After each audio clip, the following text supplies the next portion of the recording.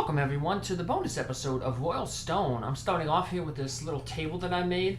I maxed out all the different characters through the 2 playthroughs that I did, and I recorded all the characters, their hit points, their attack, their luck, defense, the experience it takes to maximize their level, their best weapon, and their best armor. The only thing that can possibly change is at the bottom, the healers and the mages. If you give them the vestment instead of their mantle, just add 50 to their attack, 50 to their luck, and 18 to their defense. Unfortunately, you only get one of them in the game, so I just put the second best equipment that you can actually buy in the store, the mantle that they can wear. Notice the fighters are all the same. They don't take too much to level up, 351 experience. Healers take the least amount to level up at 285, and the monsters take the most at 675. Eva's pretty high up there too with 513. Interesting thing is, for the most part, hit points are the same for groups except for in the skill fighters. Leviel, for some reason, has 316 hit points, where Nico and Skrull only have 283. And their attacks and the monsters' attacks vary because there's different equipment. Nico has a halberd, Skrull uses a warm claw, Leviel uses the claymore, and the siren, as you see, uses the halberd, the griffin uses a warm claw, and the satyr and the golem use claymore. Another interesting thing is, for some reason, the golem, I guess because it is earth and made of stone, has slightly higher defense than the other 3 monsters that have the same defense of 61. And I figured that the fighters would have better defense than the skill characters because they have the block defense, and the skill characters are more known for being fighters using that skill to do extra damage. But it turns out that the skill fighters actually ended up having more defense. I expect them, of course, to have more offense, but defense surprised me. I guess maybe they think that that little extra defense will help them since they're losing hit points to do their attacks. So that's pretty much the chart here. I'm going to be going in and showing all the maxed out stats from the first playthrough, and then the second playthrough where I barely managed to max out the stats of the mages and Eva at the end. But those 2 will follow, so take care, have a good one. Thanks for following through on this playthrough. Have a good day. Bye. Hey everyone, I'm going to show off now the stats that I just displayed in that picture, the intro to this video. This first group is from the characters of all the videos that I played on the screen.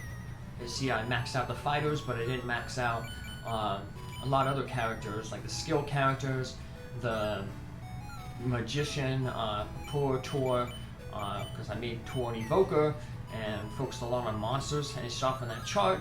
Monsters take the most experience to max out.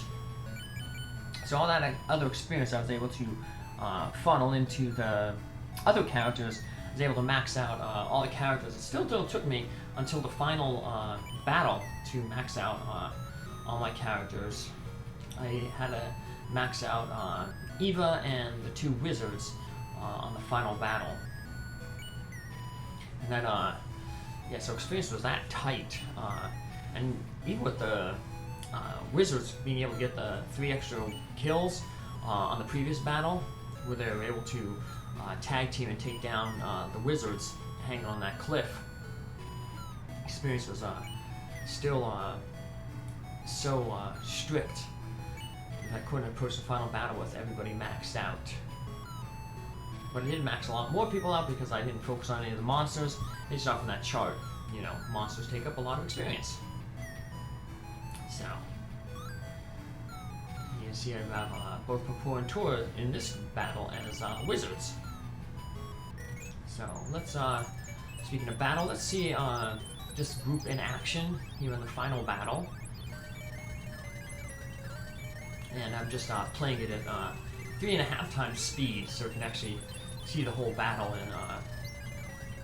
in one video.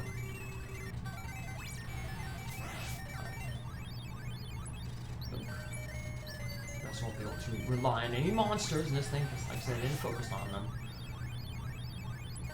It's so much more money at the end. Like I said, I wish it would have been so nice if they would have had more shops sell those sneakers. Because by the end of the game, you have so much money left over that, you know, I wish you had something to spend it on. So because I have to get Eva and Wizards maxed out, Tor only needs to gain 1 level. Purpur, she needs 2. Eva needs 2 as well. I'm just going to be focusing on getting them their levels. So Purpur fell 1 experience short of getting a level there. But there's plenty of experience to go around and get them the levels that we need. You might notice when I showed off the stats earlier of all the characters, it didn't matter which playthrough I was in, like fighters had the same stats, you know, Evil will end up with the same stats, healers ended up with the same stats, because there's no RNG involved in, level ups. It's not like Final Fantasy 1 where, you know, some stats were guaranteed to go up, but some only had like a 25% chance, some had a 50% chance, so your characters could turn out differently from another person's playthrough.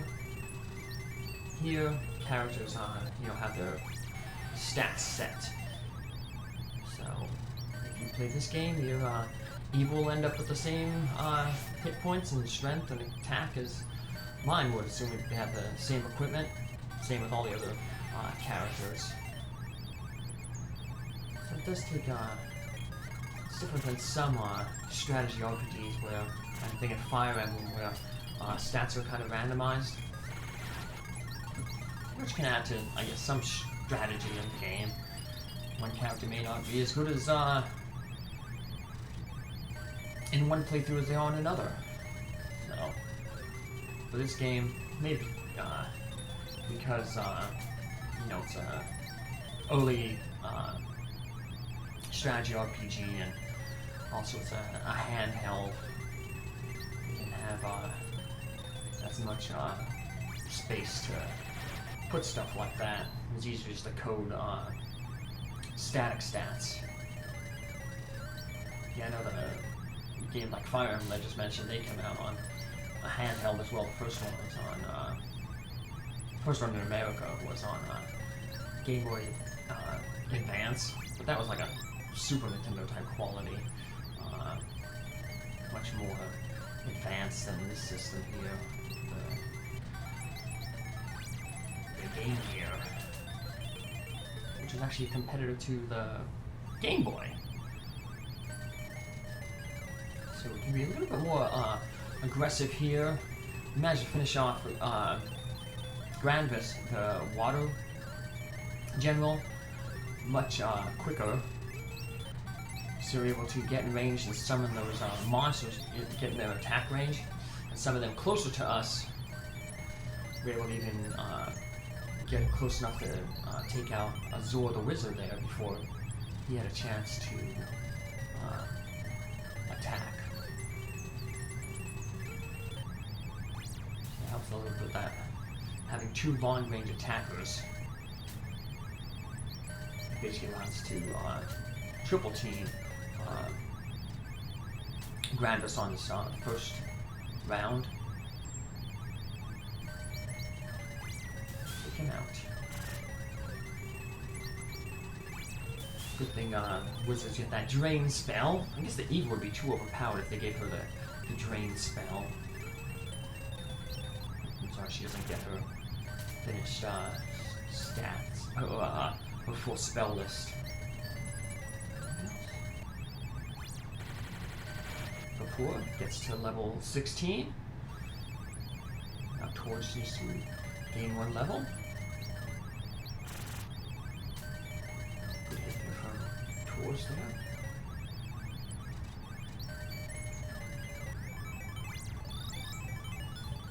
Just go ahead and let's see, Blair off.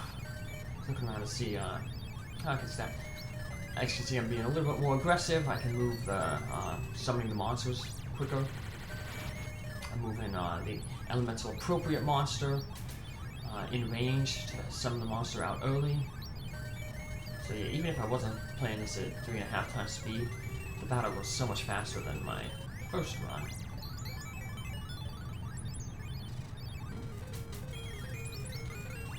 I think it's appropriate here that Eva gets to take out Luminette.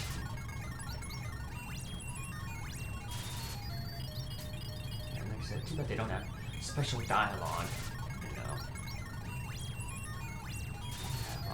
Eva would say something different to Luminette or Leo, and Papa would say something different to her grandfather.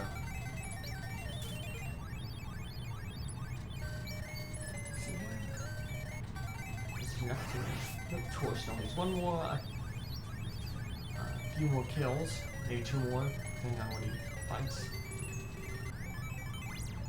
Move Reveal up there to summon that Griffin out of the way. Ugh. Just like Eva's missing when I don't need her to miss. Just like when the playthrough that I finished the last episode. She ended up missing Dinin.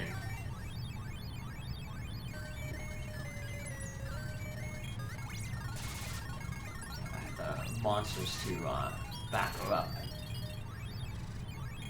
finish him off. Otherwise I'm gonna run out of game over. And I had no more healing too. If you didn't see that episode yet, I unfortunately just spoiled it. But there, Tor finally gets his level up.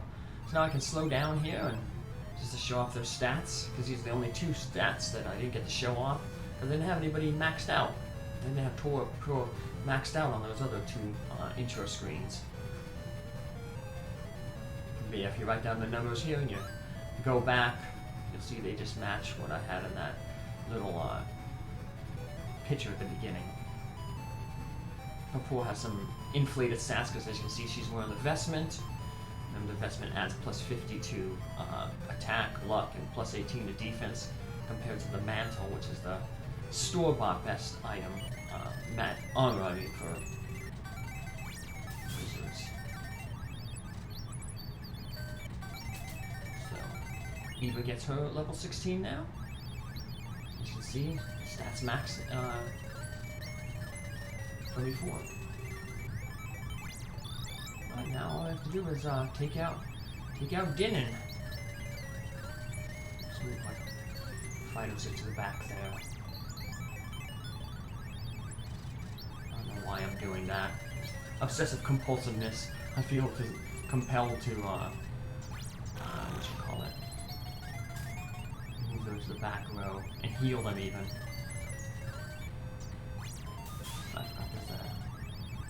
Take out that Sato monster over there, I noticed. So we'll take care of him. Wizards are very squishy.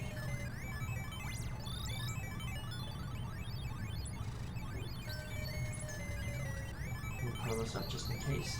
But now Dinin should totally be focused on Eva. They're going after her.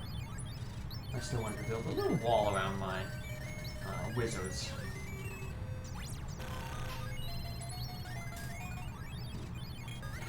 There was no reason for me to take this guy out, but I just wanted to.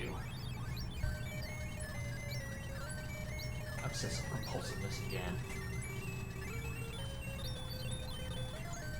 Keep draining him away. It's funny how Dinin, the wizard's doing the most damage to him, but he has like no desire to go after them at all. They can just pretty much sit around and just have Eva keep healing herself up. And Dinin was only focused on her.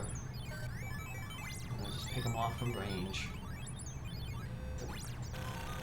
And now she's in range to finish him off herself. And Dinin fell. And that is my playthrough of Royal Stone.